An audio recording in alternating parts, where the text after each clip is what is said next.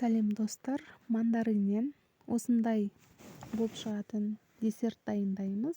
Жаңа жылдық әдемі көрініс. Видеоны соңына дейін қараңыз. Және каналға тіркелуді ұмытпаңыз. Өте дәмді болып шығатын. Бізге керекті заттар, шекер қажет болады. Мөлшерлерін видеоның астына қалдырамын, сол жерден көресіздер. Және бізге қаймақ қажет. Сосын желатин қажет. 2 пачкасы 30 грамм. Және мандариндер қажет. Және де таяқша қажет. Осылай тізіп салу үшін.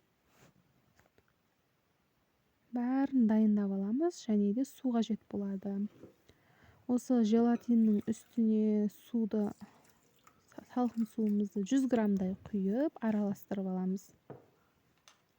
Осыны микроволновкада не болмаса парда ертіп алсаңыздар болады. Бұл дайын болғанша біз қаймақты дайындаймыз. Қаймақты барлығын салып 400-500 граммдай үстіне шекерімізді салып араластырамыз.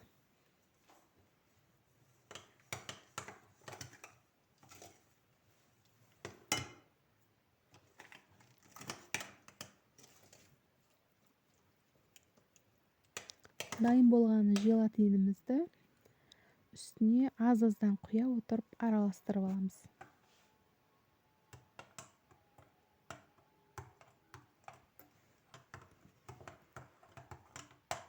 Менде желатин сәл ыстықтау болып тұр. Тез-тез араластырып.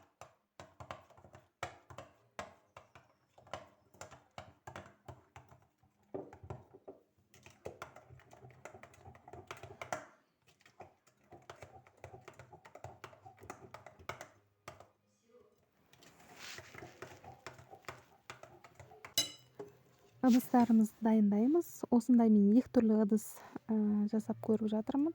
Ішіне 2-3 қасықтан салып, бірінші қатырып аламыз. Бірі шыны ыдыс, бірі пластмасс ыдыс.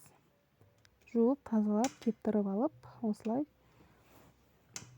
аз-аздан құйып, қатырып аламыз.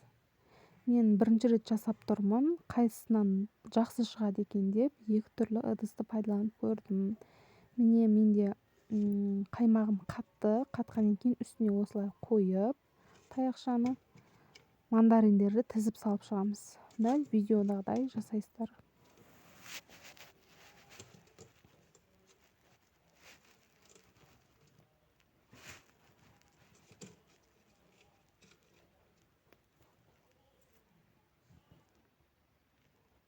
Үстінен осы қаймағымызды құямыз. Егер қаймақтарыңыз дайын болғанынша қатып қалса, судың парында ұстап ертіп алсаңыздар болады.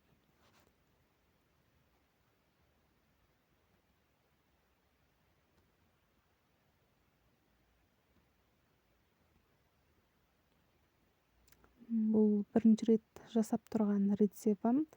Қалай шығатынын көреміз. Бір жасағаннан жылжып кетпес үшін осылай тіреп қойсаңыздар болады.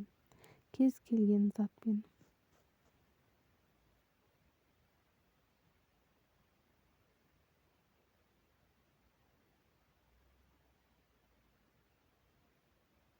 Енді бұны холодильникке 2 сағатқа қоямыз.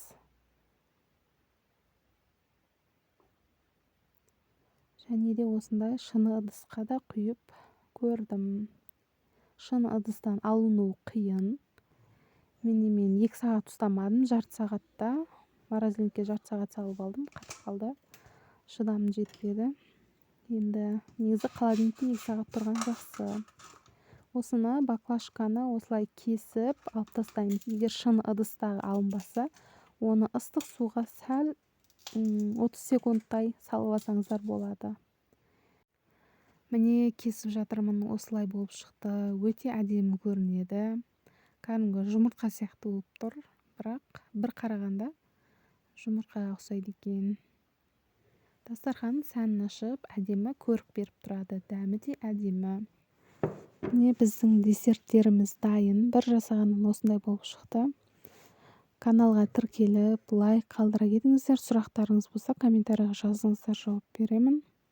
Келесіде тағы да қызық видеолар шығады.